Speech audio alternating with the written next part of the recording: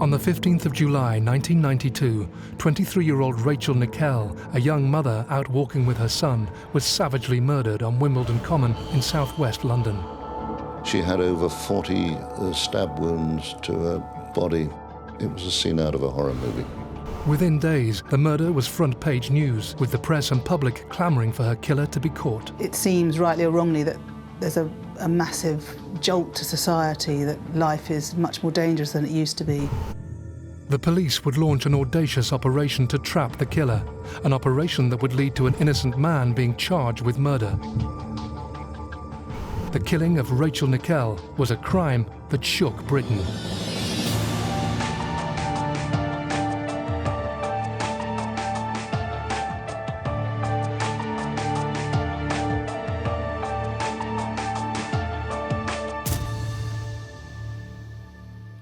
Good evening. The savage knife murder of a young mother in broad daylight stunned detectives in London today.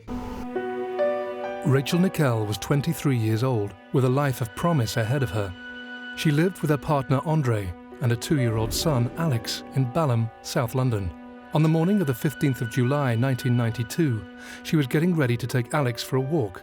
Less than 2 hours later, she would be dead, brutally murdered in a popular beauty spot.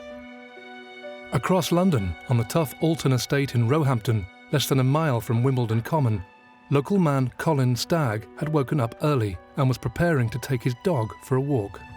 I initially did go on the Common very early in the morning, just to walk my dog. I remember I had a very bad headache that morning, so what would have normally been quite a long walk, which was a daily thing, I only did a short walk, just around a little pond called Skio Pond, and then back home again. With his headache getting worse, Colin decided to take some painkillers and settle down on his sofa to sleep it off. The time is around 9:25. As Colin slept, Rachel, Alex and their dog Molly had set off across the common for a stroll through the trees. As they enjoyed the early summer sun, they were totally unaware of the killer stalking them. The area of the common, as I recall, it was really quite wide open. I think the area had some tree cover around it, but essentially this was broad daylight. This was not an area you would think twice about going to. She was killed on a path which was well frequented, probably less than 200 yards from an open green area on Wimbledon Common where mothers were walking their children.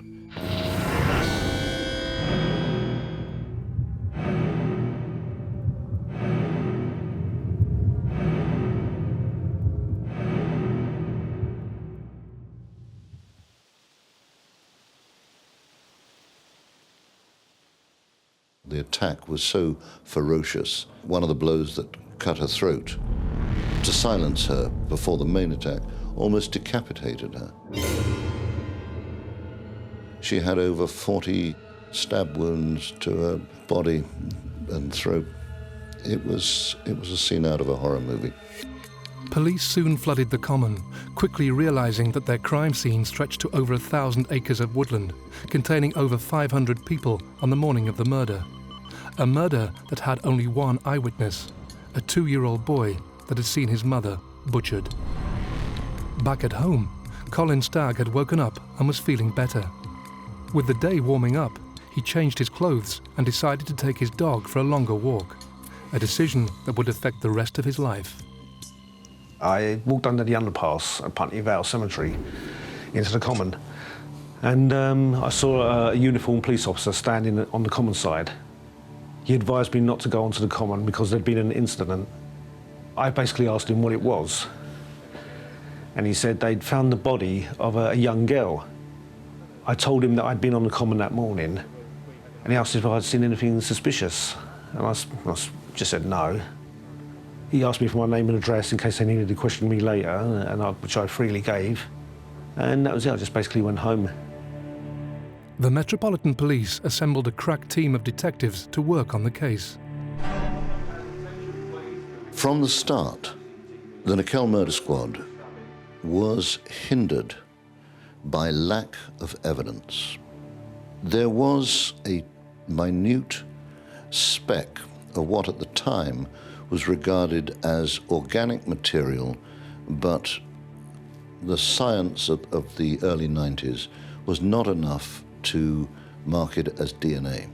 So the police are starting from a very difficult place. She was 23 when she died. She was a shining light, a bright star in my life and everybody who knew her. After a month of inquiries and hundreds of interviews, the detectives still seemed to be getting nowhere. They couldn't even categorically say whether Rachel's killer was male or female. Faced with a stalling investigation, the police took the unusual step of calling in a criminal profiler to provide a psychological assessment of their killer. In the UK, psychological profiling was new. I was very personally cynical about what a profiler could offer, although not dismiss it. They're not going to be able to name the killer. What they might be able to do is put someone in a bracket and say, well, this type of individual is the sort of thing they could do. The man the detectives turned to was Paul Britton, a renowned criminal psychologist who had worked on several high-profile cases in the past, including the abduction of Stephanie Slater. Working hand in hand with the inquiry team, Britton was asked to profile Rachel Nickell's killer. There were two profiles written, one which I guess we might call a demographic profile, someone between 20 and 30 with isolated hobbies who probably lives on his own and probably doesn't live very far from the common. And the second one was this so-called sexual fantasy profile where he talked about the sort of things the offender would be interested in, which was sexually sadistic fantasies, and he actually listed some of these. Would be interested in knives and the occult and that type of thing. The profile provided by Mr. Britton bore an uncanny resemblance to Colin's own life.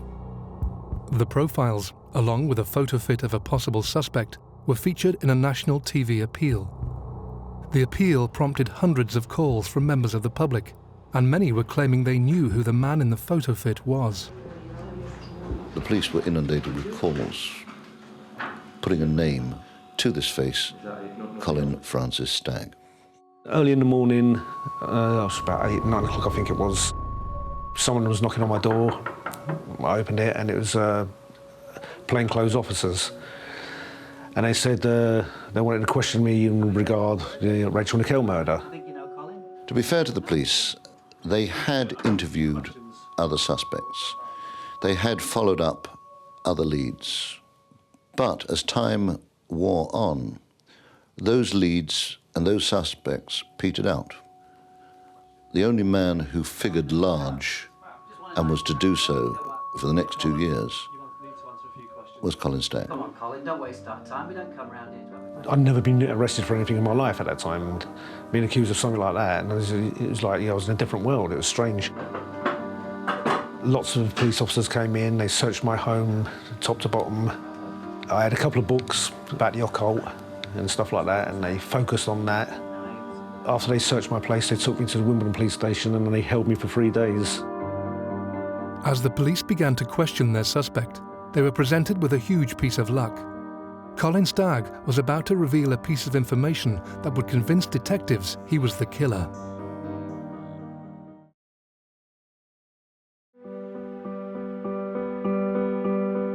On the 15th of July, 1992, Rachel Nickell was walking with her 2-year-old son, Alex, on Wimbledon Common. In a few short minutes, a laughter-filled stroll in a popular beauty spot would be turned into a scene of horror.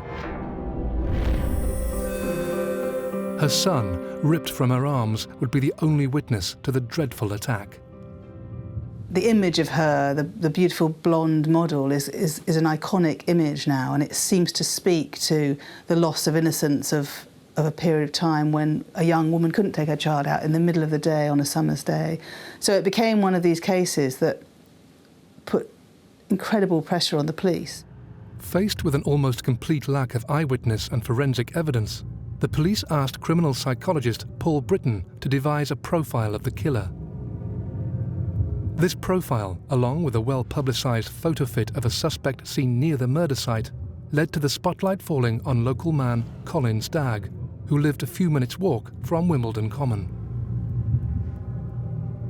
I can see why Colin Stagg rose to the top of this inquiry. He almost offered himself up, quite frankly. He was on the Common at the time. He's a known loner, nothing wrong with that, but sometimes with that, perceived to be just a little bit odd in some way or another. Stagg had admitted being on the Common on the morning of the murder, and this, along with evidence found during the search of his flat, made him the prime suspect. Colin Stagg was arrested at his home, taken to Wimbledon police station and questioned. I'd never been arrested before for any crime, and it was very, very scary. Amazingly, for the police officers involved, he talked frankly and openly. He didn't deny anything, but other than to insist that he had not murdered this young mother. As police continued to question Colin, a search of past incidents on the Common delivered a breakthrough. They discovered a sighting by a woman of a man who was lying naked on the Common, who she claimed exposed himself to her. Basically, I was just doing nude sunbathing, which I did in regular spot every summer, and it was an area used by nude sunbathers. I pleaded guilty to it because I thought, well, basically, you know, I've been advised to by my solicitor, and I just wanted to get out of there. I didn't want these things to drag on, so I thought, get rid of it. I got a fine for £200, and after that, I was released after 3 days. That decision was to have long and lasting effects on the case and his life. By naively admitting to the indecent exposure charge, Colin Stagg fueled the police's notion that he possessed the characteristics laid down by Paul Britton's profile of the killer. As Colin returned to his life on the Alton estate, where he assumed the traumas of the past months were behind him for good, a seemingly innocent search for companionship years before the killing of Rachel Nickell would come back to haunt him. I think it was about 2 years prior to the murder of Rachel Nickell. I answered a dating advert for friendship, and so I wrote a letter to Julie Pines. We got on okay, you know, we chatted on the telephone at first, and we seemed to be okay.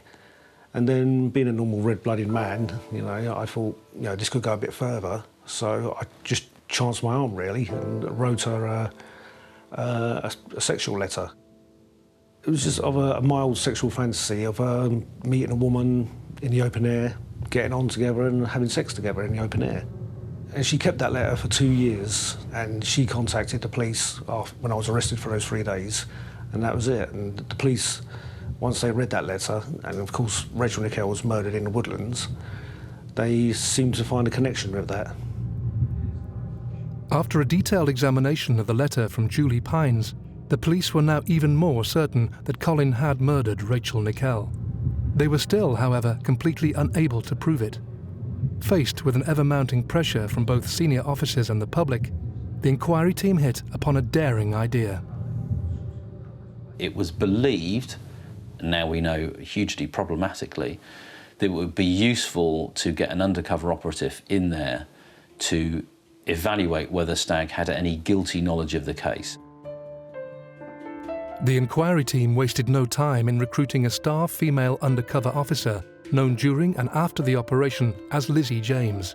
With her in place, and after lengthy consultations with Paul Britton, Operation Edsel, as it was codenamed, began. The carefully concocted plan, made with the approval of senior Metropolitan Police officers and lawyers, was that Lizzie should write to Colin and earn his trust in the hope that he would reveal some intimate knowledge of the crime. I received a letter from a woman calling herself Lizzie James, and she claimed that she was a friend of Julie Pines, and she had read the letter and she found it interesting, and she wanted to get to know me. The first letter was something like, "Dear Colin, you might remember a lady called Julie Pines." Dear Colin, I hope you're not offended by this intrusion, as we've never met before. Julie was fairly closed-minded. I'm a lot more open-minded, and basically I want to start a dialogue with you. Of course, Stagg, 30-year-old guy, getting a bit of attention from a woman, writes back. Dear Lizzie, thank you so much for your letter, which I read with great interest. We struck up a conversation. I sent letters to her, she'd send letters to me. I'm sure your fantasies hold no bounds, and you're as broad-minded and uninhibited as I am. Some of the early letters by Stagg show his degree of naivety, where he talks about making parsnip wine and we'll go out on the veranda and have our parsnip wine and I'll kiss you and cuddle you, and it's all pretty benign stuff. And then in a very significant letter that she writes back, she says, I need you to show me what a real man is. The things that happened when I was with this man were not what normal people would like. And even though these things are bad and I feel guilty, I can never forget how exhilarating they made me feel. Now, there's only so many ways you can take that, so unsurprisingly, in the next letter, Stagg plays back that exact verbatim sentence. I'll show you who a real man is. And then in the next letter, Lizzie James writes back, I need to feel defenceless and humiliated. And guess what? In the next letter, Stagg uses those exact terms, defenceless and humiliated. In all my letters, I would always say, is this the kind of thing you mean? Is this the kind of thing that you like? If not, I apologise, you know, because I was a lot younger, never had a real sexual relationship with a woman, so I would have told any woman anything what they wanted to hear if I thought I was going to have sex back then. The exchange of letters continued, and the content quickly became more sexual and violent. To the detectives, it seemed Stagg was playing right into their hands. Encouraged by the results, they decided to take the operation a step further and have the couple meet. I remember the day clearly. I thought she was late. Then I saw this woman, long blonde hair, quite attractive. So I said, you know, excuse me, are you Lizzie James? And she said she was, and she realised who I was. Nice to meet you. So, you got here all right? You found it all right? Yeah, eventually. Sorry if I'm a bit late. And that was the first meeting we had. His first encounter with Lizzie was not the private affair that Colin had hoped for. The park was full of undercover officers, watching every move he made, each of them fully aware that one of their colleagues was meeting with a supposed sadistic killer. Over lunch, Lizzie James wasted no time in appealing to what the team thought was Colin's dark side. That's when she told me she had a dark secret. I've got quite an extreme appetite for some things. Her ex-boyfriend was into black magic and stuff, and she claimed that she had done a human sacrifice of a pregnant woman and a baby. Yeah, we did. And things got pretty heated, and yeah, we screwed around. At first I thought, oh, she's a nutter, you know, she's off her head, but she was very attractive. And again, all I was thinking about was like, yeah, you know, just in one ear and out the other. Ever eager to impress Lizzie, Colin responded to her dark secret with a violent fantasy of his own. It wasn't long before their exchanges turned to the murder on Wimbledon Common. I told her, I think I was on the second or the third meeting, that I had been arrested for the Rachel Nickell murder. And she found that very exciting. Lizzie James wanted me to be the murderer. She said she could only be with a man who could have committed that crime and to have sex with that man. And I just kept saying, no, sorry, it's not me. You know, I kept apologising and saying, you know, sorry, it's not me, I didn't do it. Throughout the entire operation, Colin Stagg never once suggested he had anything to do with the Nickell murder. But despite this, the sexual content of his letters to Lizzie James were exactly what Paul Britton and the police thought they would see from the killer. On the 17th of August 1993, Stagg was rearrested on suspicion of murder. Myself and my solicitor, we sat in a room being interviewed by the police, and they were reading some of my letters out that I'd written to Lizzie James. Not only do you want to befriend this certain lady, what shocks me is what you're prepared to do to her as well in the name of fun. Have a look at that one. Yeah, I felt obviously very small because I thought, you know, there were personal letters between two consenting adults. No comment. And it was at that point one officer left the room and he came in with Lizzie James. Hello, Colin. Remember me? I knew straight away then that she was part of this.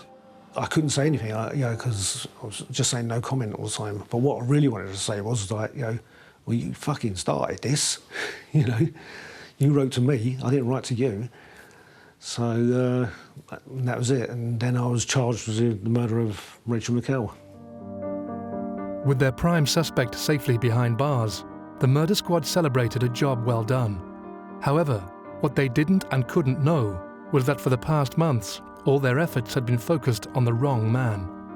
The real killer of Rachel Nickell was still at large, and in the autumn of 1993, he was preparing to strike again.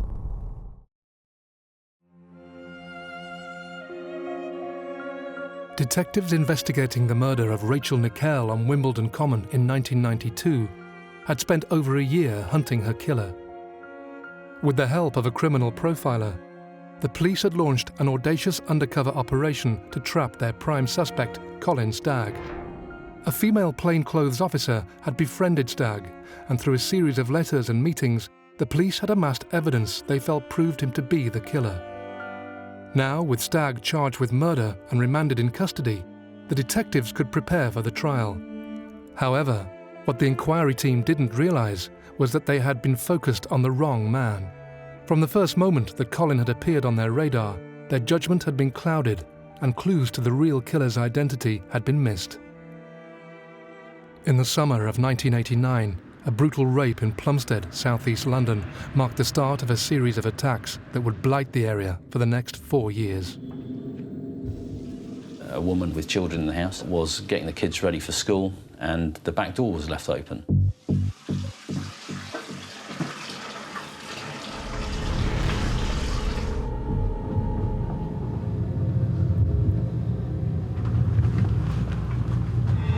She turned around after drying her hair to see the offender standing there with a knife, threatening her and threatening to attack the children if she didn't comply.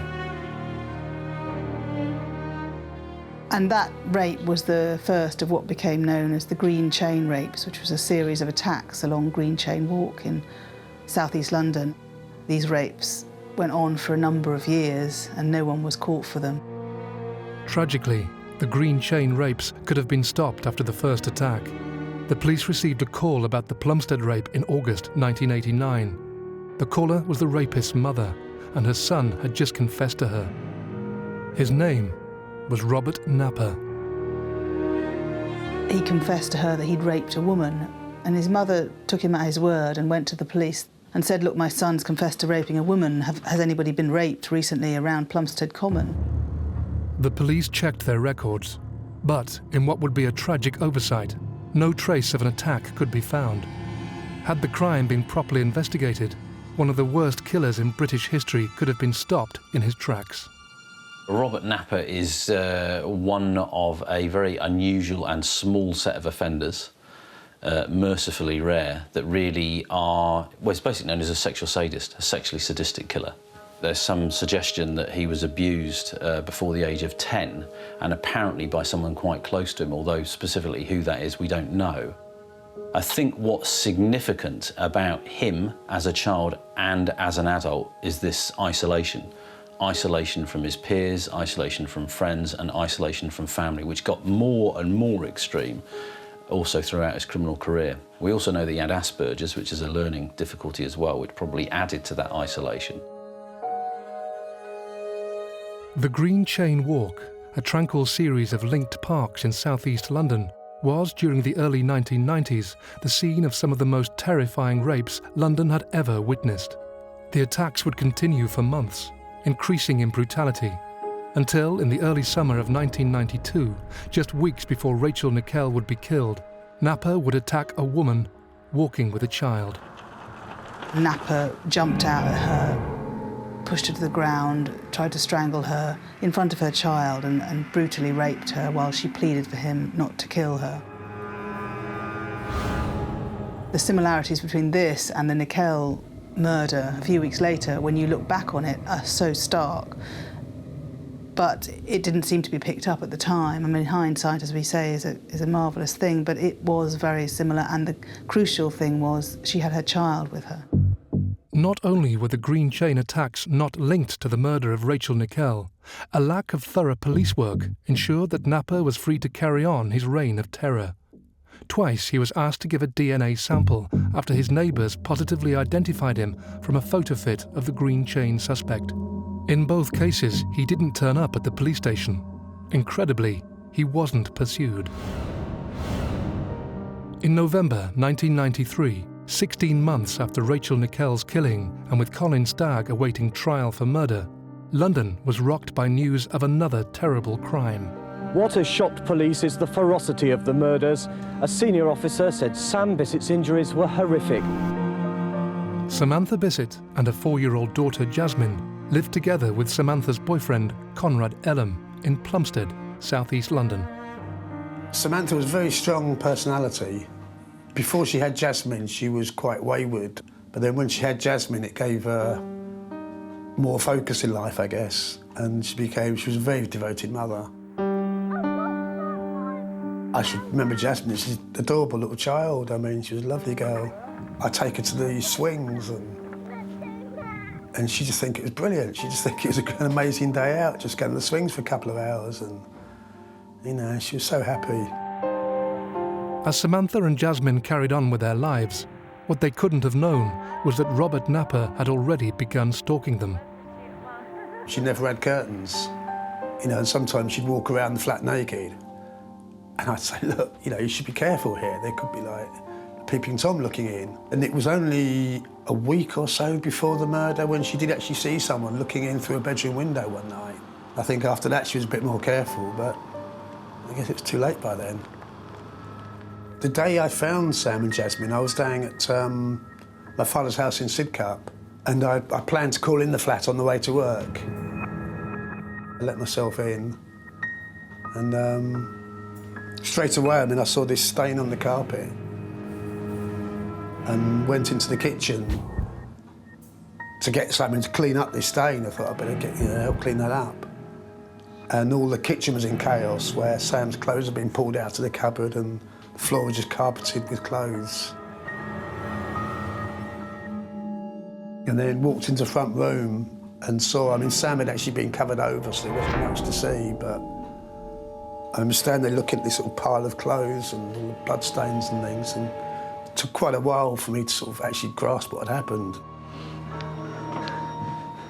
And then thought, well, what about Jasmine? I felt bad that I hadn't even thought about it. I thought I'd phone the police without even checking on Jasmine. I thought she might still be alive. Jasmine was in the bed with the covers over her.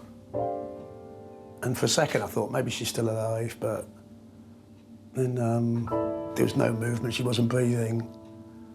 So then I phoned the police. The investigation into the Bissett murders was headed up by Detective Superintendent Mickey Banks. Well, when I first got there, it was a block of council flats. Scenes of crime people were already there.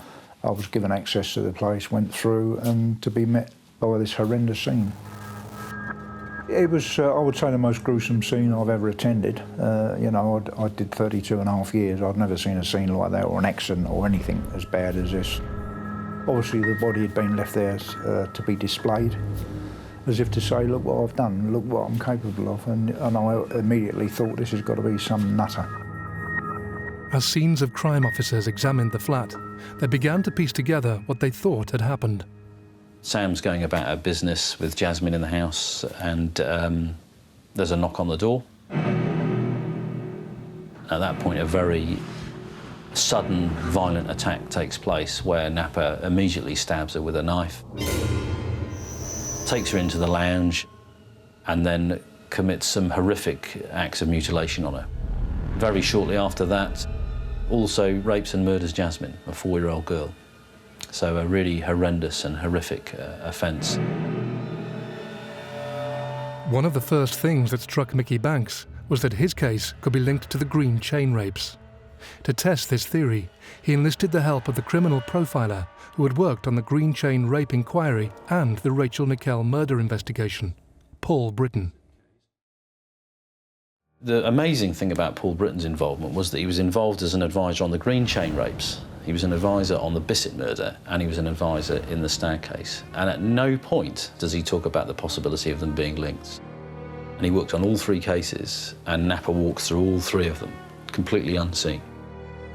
By early 1994, there were 3 different police inquiries running in South London, all independently and unknowingly investigating the crimes of one man, Robert Napper. The Green Chain team had ruled out Napper as a suspect for being too tall. Tellingly, they had not pursued him when he had twice failed to provide a DNA sample. Mickey Banks had also invited the Rachel Nickell murder squad to Plumstead to discuss whether their respective crimes could be linked. They'd already charged Stagg, and they were convinced that they had the right man. This was the attitude I got from their officers when they came to visit us, and we discussed both cases, but they would only tell me what they wanted me to know. They were convinced Stagg was their murderer. It was as simple as that. Paul Britton, the one man who had intimate knowledge of both cases, reinforced the lack of a connection between the Nickell and Bissett murders. I think Mickey Banks says to Paul Britton, are they not linked? And Paul Britton says, no, they're not linked because it doesn't have the same degree of frenzy. And my answer to that is, well, it's pretty simple, that if you've got a victim inside a house and in a confined area, you can do more or less what you want with them, and you can express whatever weird, sexually deviant fantasies you have. Meanwhile, the Bissett murder squad had received the break they had been waiting for. In a twist of fate, the fingerprints of victim Samantha Bissett were uncannily similar to those of Robert Napper, and in the first sweep of the crime scene, they were assumed to be the same prints. However, a re-examination had spotted the differences, and detectives now had a fingerprint of their killer. There was a fingerprint found which matched about 6 or 7 points of Napper's fingerprints. This was found on the balcony outside the address, and was subsequently found to be partially comparable to him. He became a very good suspect for us. The police had his fingerprints on file from a number of different offences. So as soon as they realised that these were someone else's prints, they looked on their computer and his name came up. Not only did Robert Napper appear in the system, it emerged after his conviction that police files were littered with clues that pointed to him being a depraved sex offender. Clues that were, at the time, largely ignored. Robert Napper had cropped up on the police radar at least 8 times before he murdered Samantha Bissett and her daughter. And I think most significantly is in 1992 when he was arrested for stalking a civilian employee at the police station in Plumstead. And police went round to his flat and searched his flat. They found an A to Z with pages marked in it of Plumstead Common. Marked and annotated in the side were comments about women being covered up in cling film and women being abused and violent acts towards women. He didn't make any links with the Green Chain rapes, with anything else. And then he was released and there he was back on the streets again. Thankfully, the detectives investigating the Bissett murders 2 years later were more attentive, and Mickey Banks and his team spent months assembling evidence against Napper. Along with the fingerprint, they found a bloody footprint in Samantha Bissett's kitchen that they matched to a pair of Napper's shoes. This, along with reported sightings of Robert Napper in the area at the time of the murders, was enough for Banks. Well, his interview was stone cold. He seemed as if he was looking down on us, that he knew something we didn't know, and he seemed, to my mind, that he was sort of, you're never going to find out, I'm who I am, I'm better than you. In his own mind, he was laughing at us. In May 1994, Robert Napper was charged with the murders of Samantha and Jasmine Bissett. A DNA sample taken at the time also proved conclusively that Napper was the Green Chain rapist. He was placed on remand awaiting trial. Across London, another remand prisoner, Colin Stagg, was about to have his day in court. Charged with the murder of Rachel Nickell, it wouldn't just be Stagg on trial. Also under scrutiny would be the Metropolitan Police themselves and the audacious operation to ensnare their suspect.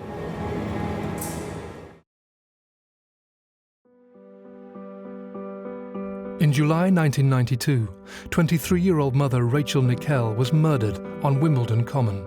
Detectives investigating the horrific crime used a female undercover police officer to befriend prime suspect Colin Stagg and earn his trust, in the hope that he would either confess to the crime or reveal evidence that he was involved. After 28 weeks, Operation Edzell, as it was known, ended with the police confident that they had gathered enough evidence to prove Stagg was guilty. Charged with murder, he was remanded in custody, awaiting trial. After 14 months on remand in Wandsworth Jail, Colin Stagg arrived at the Old Bailey. Going up into the courts is a very frightening thing. I mean, especially if you know you're innocent. The police and the prosecution seemed quite confident with the material they'd got. And yet I was talking to sort of experienced court reporters and other crime correspondents who were sort of looking at each other thinking, how are they going to get away with this? Colin's defence team had employed a series of experts to analyse Operation Edzell and its findings. They quickly realised it was littered with problems. In my analysis of what Stagg revealed, there is actually nothing very unusual at all. There are several pathways that Stagg tries to satisfy Lizzie James, where he'll say, you know, I'm kind of interested in this, are you? I'm so glad that you like my letters and that you too are as broad-minded and uninhibited as me. I can't wait to read some of your fantasies. And he's trying to feel out what she's kind of interested in. And of course, where he hits gold is where she reinforces him, if you like, and throws him a bone every time he says something which is either violent or sexually sadistic. I believe I will only ever feel fulfilled again if I meet a man who has the same history as me. He talks about another man using a knife on a woman, on the common. And then, of course, bingo, the inquiry team think this is exactly what we thought we'd see. But it's a completely self-fulfilling prophecy because they only saw what they wanted to see by virtue of only reinforcing those elements that got them there. After listening to the evidence against Colin Stagg, the judge in the hearing had decided that enough was enough, and he wasted no time in throwing out the evidence from the undercover operation, dismissing it as a honey trap. As the detective in charge of that, you could not have listened to the judge's words and be in any doubt that he was not only dismissing the case, he was seriously angry about the way in which Colin Stagg had been led. With their case in tatters, the Rachel Nickell murder squad were left to reflect on the events of the past 2 years. The team had taken over 4,500 statements, and the inquiry was said to have cost over £3 million. Despite the murder investigation being at the time the most expensive in British criminal history, the squad were left with nothing. You wonder why did no one say, hold on, what's the judge going to think of this? Colin Stagg left the Old Bailey after 14 months in prison, a free man. The judge's ruling meant that his case wouldn't be heard by a jury. But Colin was about to face a different trial, this time by the media and the public. When Colin Stagg was released from prison, he was mobbed. The pictures, we all know the pictures of him coming out of court and being mobbed. And instead of being treated as an innocent man, he was treated as a killer who'd got off. The judge recognised that there was never any evidence against me. All the crowds were there and police on horseback, and everybody was just shouting out, and all I can hear is like, you know, hang him, guilty, guilty, hang him. Minutes later, a statement was read out by Rachel Nickell's father. I understand that the police will now keep the files on my daughter's murder open, but they are not looking for anyone else. Releasing a statement that is so absolutely positive that we are not looking for anything else, that is a big message to deliver. You are saying to everyone out there, we know who this man is. The law has been upheld, but where is the justice? I'm surprised we ever made that statement. Colin Stagg returned to his flat and would spend the next 14 years as a social pariah. To most people, he was the man who got away with murder. In the autumn of 1995, the focus was back on the Old Bailey, this time for the trial of Robert Napper, charged with the murders of Samantha and Jasmine Bissett.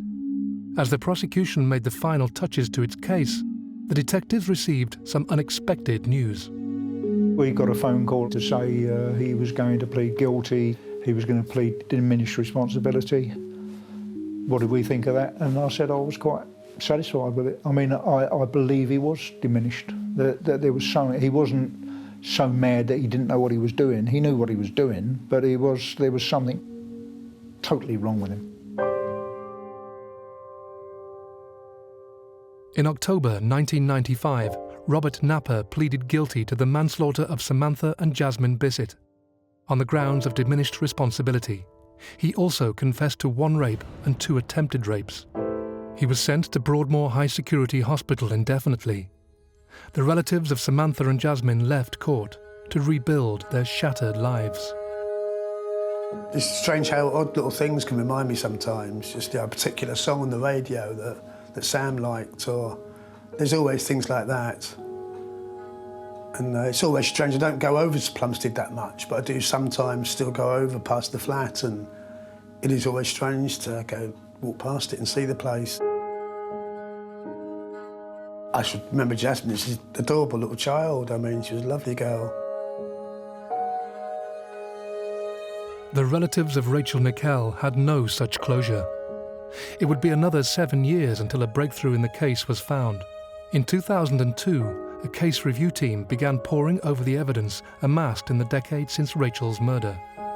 Every witness statement was re-looked at, and known offenders and possible suspects were re-examined.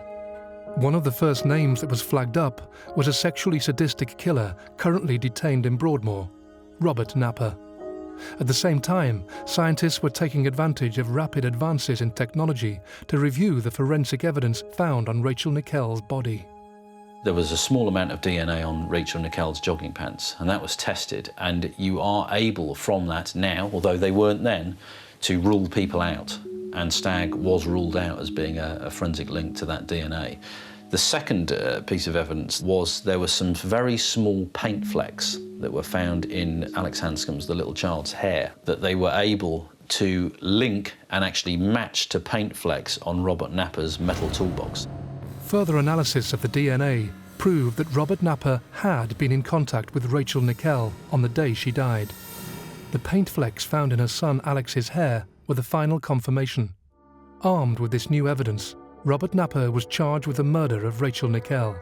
He appeared at the Old Bailey on the 18th of December, 2008. He sat there and he didn't flinch, and he was a kind of presence of evil. I don't often say this, but he appeared to be like that, and it was the most tense courtroom I've ever been in, actually, and it really brought tears to your eyes, because then you could just see her parents finally, they'd got the right man, and it was really, really moving, actually. Robert Napper pleaded guilty to the manslaughter of Rachel Nickell on the grounds of diminished responsibility. He was sent back to Broadmoor, with a judge stating that he was unlikely ever to be released. Napper's admission of guilt brought to a close one of the most notorious cases in British criminal history. It's since emerged that in August 1993, a knife was found on Wimbledon Common, near where Rachel Nickell was murdered. That knife was matched to Robert Napper when he was arrested in 1994. And again, nothing was done. Stagg was in jail on remand, nothing was done. So they had a knife with his fingerprints on, they had clues as to his stalking grounds, his raping grounds in his A to Z. They had all the evidence of a violent stalker, rapist, potentially killer, and they didn't put 2 and 2 together. I think that was just bad policing, total incompetence. But Scotland Yard was listening, and the Nickell case, along with other high-profile crimes, led to dramatic changes in tactics.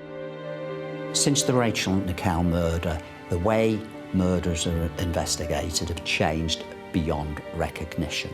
Nowadays, you have dedicated murder investigation teams who are specialists. And with that, what has evolved from that is probably the most effective way of investigating murder anywhere in the world. Colin Stagg, for so long at the heart of the case, would receive over £700,000 in compensation from the Home Office, as well as an apology from the Metropolitan Police. The shadow of the murder, however, has stayed with him.